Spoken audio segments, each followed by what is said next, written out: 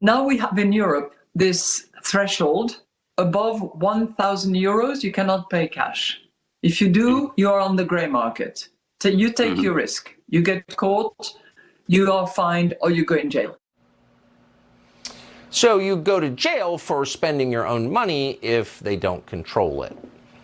That's coming here. Tulsi Gabbard has spoken out against it. She, of course, ran for president, served in the House from Hawaii, and joins us now.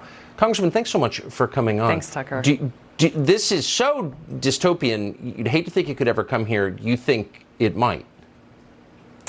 Well, yeah, I mean, this is just the latest effort by those in power in our country who are intent on undermining and taking away our own freedoms and liberties. This central bank digital currency is about government-sanctioned surveillance and control. It's about them being able to keep track of every single thing that we purchase, whether it's a stick of gum or an automobile or anything in between. And so if they have all this information and data, which they will in this system, then where does that lead? It gives them the power to decide, okay, well, hey, we don't want to allow you to purchase certain things, or we may deem it necessary to freeze your overall account.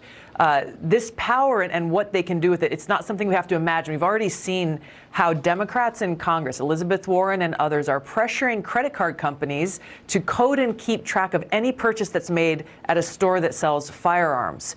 Why? So that these private companies can then say, hey, this person is purchasing, I don't know what they deem is kind of the threshold, but they will then report that as suspicious activity to law enforcement, and then expect law enforcement to take action and go after the purchases, legal purchases that a private person made. So this all comes back to how you open this.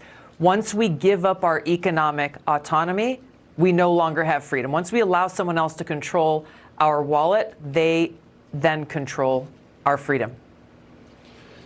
Do you think people understand what this means? It'll be sold, as always, as an effort to push back against terrorism or international financiers or crime or whatever, but do people understand on a gut level what could be coming?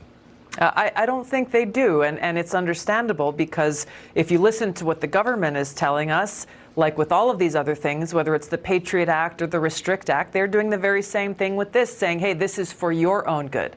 This is for your convenience, to make it easier for you to conduct transactions, when in fact they are giving themselves all of the power, taking it away from us, undermining our God-given rights and freedoms in the Constitution, because they want to be able to control us. They want to be able to control we the people.